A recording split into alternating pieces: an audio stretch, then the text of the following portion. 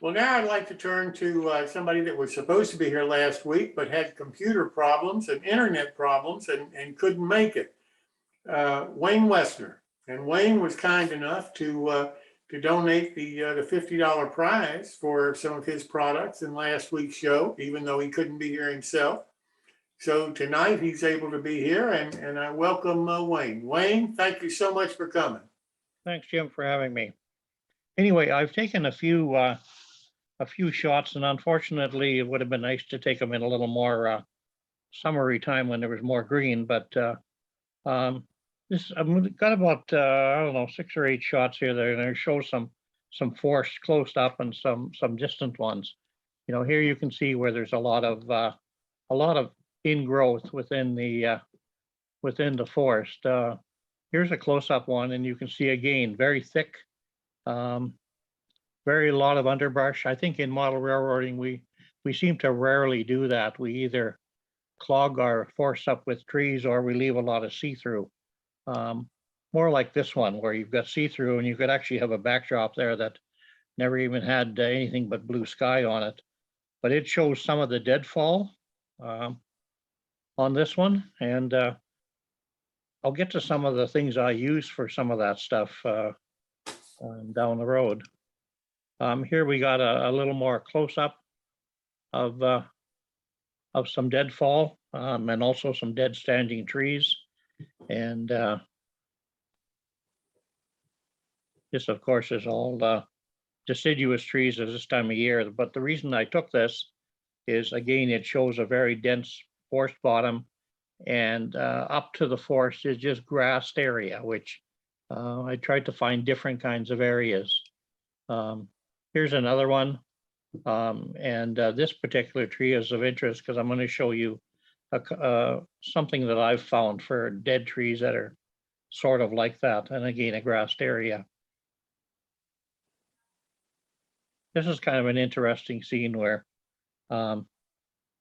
if it was summer, of course, we'd have had the upright trees green, but dead ones leaning against them with also a lot of underbush. And a shorter area with trees in front, but sort of the little bit of shrubs in the background. So I'll talk a little bit about the products that I use. And what I want to say, in no way this is the way to go with the forest. It's just one way, one of the ways that I do some things, and I think probably a lot of you have other methods. Some of the Woodland Scenes product I use, the fine turf soil. I like that as a base. I paint my landscape first and then put the soil on to give it a base. The coarse turf gives it kind of a little bit of low ground undergreen in a light green, gives it some undergrowth. And of course, the reason for the yellow is it's good to use in areas where the sun might shine through, and it gives some sun streaks. The other thing I use is some of the flock, and it's Scenic Express, and there's some deadfall flock, which is really nice because it's got a lot of, the one on the right, it's got a lot of things in it. It's got twigs, it's got pieces of bark, it's got a lot of real actual live, or what used to be live things in it. And of course, well, then again, there's the coarse turf in a light green, and the green scenic scenery here, which is alpine meadow. So it has some green in, but it's a lot coarser, which is good to use at a forest edge, which will give you kind of some growth. Some of the other things I use that are commercial products are, tree shrub products, reindeer moss. Buckman makes some really nice wire foliage. They also make this in some colors, and it's kind of nice to use some colors along the edge because you want to take away a little bit of not everything being solid green. And the other things I use is woodland makes some nice briar patch. It's good for shrubbery in the front edge of a forest. And I use grasses. I also use sometimes the static grasses. I'd like to talk about these dead trees. These are just painted gray. I haven't weathered them yet, but they make excellent dead trees standing within your forest, and they're actually found from wild. What do we call them? Wild rose bushes, and they're actually the twig that the berries grow on. You have to be very careful if you're out picking them because they have a lot of thorns. You have to trim all the thorns off, but they make a really nice dead tree among a stand of trees. Here's the other things I collect, and I collect a lot of small twigs, and these will become the deadfall in the forest for what I do. And I'll collect some bigger things, which become, pieces of log, which might be more in the background or even in the front if you want to do a little work. Some of these odd shaped ones, you can sort of weather those up and make some rotted out logs with them. One thing I want to sort of caution, and I know I go on the internet and I check a lot, and a lot of the modelers don't heat treat the natural items they use, but I really recommend heat treating anything you're bringing in from outside, whether it's twigs or branches or soil or whatever. And although traditionally a lot of modelers say I've never had a problem with it, the problem is that a lot of these things carry E. coli from the urine of cats and rats and squirrels and so on. And it's just not worth taking the chance. Now, before you heat treat it and put it in the oven, which I'm not sure I did, you need to get the permission of your wife to do that because she may not want you heat treating things in the oven. But put the stuff on a tray. Get an old cookie sheet tray and heat it up. You need to stay below the ignition temperature, so no more than 200 degrees. You give it a half an hour, you can be sure there'll be nothing there anymore. Here's some of those other kinds of things. You want to look for unusual kinds of things because things like at the bottom, the rough little rubble things and some of the other twigs that have natural broken ends that have weathered off are often ideal to use as logs. And you start putting a little moss on them, or you start putting a little bit of growth on them, and it's amazing what they'll turn out to be. This is some of the things maybe many of us never think of, and this is just one product. This is oak. If you go to your health food store, you'll find they have a number of products like this that are actually used to make tea. This is one bag I pulled out of my stash that it's ground up oak. It also has another good use. If you have a sawmill or something, you can sure use it around there. But if you do a little coloring on it, it makes great bed to drop onto your forest floor. And there's barks, and I didn't crush this up very much, but there's things like bark which are natural, which you can grind up and use as a texture to your floor. Now these are a couple of unusual things. These are actual roots, and you'll notice if some of you have ever piled a pile of sand and the grass is growing through, and you pull that grass out, there's really some phenomenal roots underneath. The other thing that makes the really nice roots, which is the front ones, the bottom picture, And those are from cedars. If you have cedar bushes or you have cedar trees, their roots tend to be very near the surface. And you dig a little around and pull those roots out, which won't harm the tree if you pull out just a few. Not only would they create nice I guess logs or trunks for deadfall, the roots create, a lot of little uh, miniature looking sort of twigs um, within your forest floor.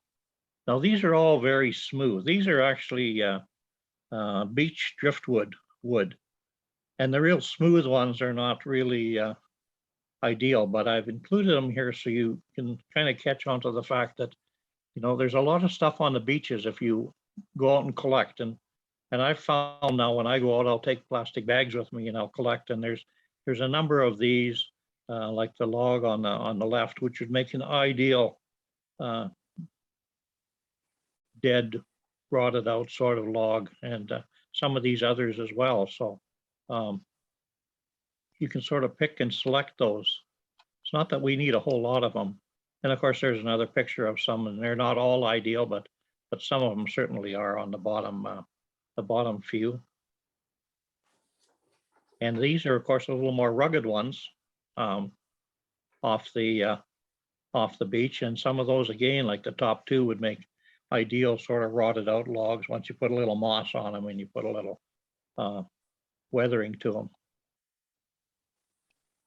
And just another picture of some of the similar things. And it's a matter of you collect them and then go through and pick out the 3 or 4 or 6 that you really need. And it's easily accessible stuff that's natural. But again, remember, I would recommend heat treating it, but it's whatever your preference is. I've got a couple of little dioramas here I'm going to show you, and this one is actually HON3. And it's a see-through forest, so of course there's greenery, but you'll see a lot of deadfall within there. You'll see some colored down the middle there. You'll see kind of an orangey. That's some of those Bachman wire bushes in color. On the right-hand side, there's some color. Here's another shot of that a little closer up, and you can see some of the logs and some of the growth and the undergrowth that's underneath there. And here's the back side of that same little diorama. Not as detailed, but still some stuff laying around, and of course some of the reindeer moss and different things. Here's another module, and it's actually ON30, and it's not quite as the trees are a little lower here, not quite as see-through on the bottom, but again a number of dead logs and bushes and different things laying around. What you need to do is just go out and look what nature has and sort of try and make a sort of a simulation of what you see out there.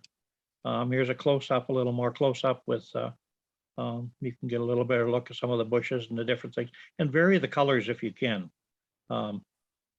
This is kind of an interesting scene because the rails are laid on actually logs here, which makes it kind of an interesting. A little more close-up. This is actually, this little thing here is some of the at the end of the branch here is some of the products of the commercial underbush. And again, you can see I've just used some of those twigs I've picked up, and they've fallen down and they sort of look just like they probably would have in the forest, except that we don't quite, maybe can't quite get as detailed. And there's the backside of this little diorama. Again, a lot of little fallen down, dead, a stump. Some of the logs you see on the right from the backside. And there's a rotted out log. Actually, that particular one is The one with the mushrooms on is actually one of the ones that I sell through the Tree Guy. And a little more close up again of, it's surprising, this big bush in the front is one of those wire bushes, and they look pretty decent, even close up. And there's another shot of the backside with some color to it. Rotted out log on the end. A lot of little debris laying around. And the final shot I have here is, this is a little piece of that driftwood I picked up that was kind of a rotty little thing already, and I've added some moss. I've added, a few little mushrooms to it on the on the right-hand side. A little bit of greenery, a little bit of something growing on it. And it's surprising, once you take those pieces of driftwood, you can dress them up a little bit, you can stain them a little bit, and they look pretty decent. And thank you for letting me do this for you today. And anybody has any questions?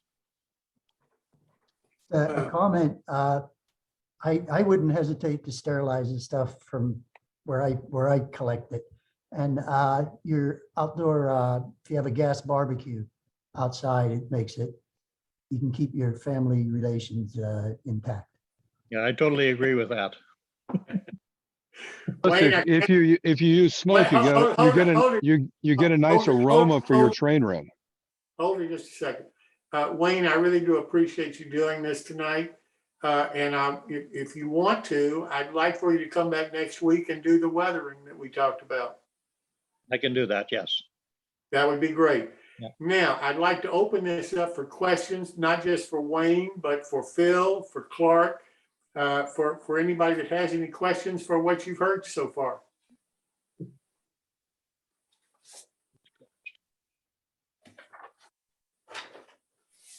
Well, I guess you all have done such a fantastic job that nobody has any questions. Well, wait a second. When you use the barbecue, do you use smoke? Does that give you an aroma for your layout later after you've smoked your landscaping? No. Remodeling California. Oh, I think the thing to remember is you're not heating it that hot. I mean, we barbecue at probably 350, 450 degrees, and yeah, you can smoke, but you don't want to heat this to probably beyond 200 degrees, or otherwise you're going to have a fire. Have you ever used a microwave to heat your materials? Oh, never use a microwave. The thing with microwaves is generally there needs to be moisture to use a microwave, and we're dealing with a dry product. And yeah, I don't think that is probably the way you'd ever want to go, because what you want to do is you want to not only kill any bacteria in that product, you want to make sure it's dry. Also, if there's even the slightest piece of metal in with your debris, as soon as the microwave hits that, you got yourself a terrible fire in your microwave, and mama will not be happy. That's exactly. Well, I have a question with the log ties. Are they sort of cut in half, or they're just, or is the logs just put on there and they're just spiked on a round log? In that case, what I did is I found logs which I thought were about the right diameter to equal what an ON30 tie would be, or what maybe the loggers would use. And I didn't worry about the irregularity of them. I cut them to length, and then I slightly sanded one side and glued them down. When they were dry, I sanded the other side, actually with a belt sander, so that they were all pretty well the same level. And if you put a fine enough belt in and you make sure they're well glued down, you're not going to knock them off. And even if you do, you can, I guess, glue one or two back in. But that's what I did in that case. makes a really nice logging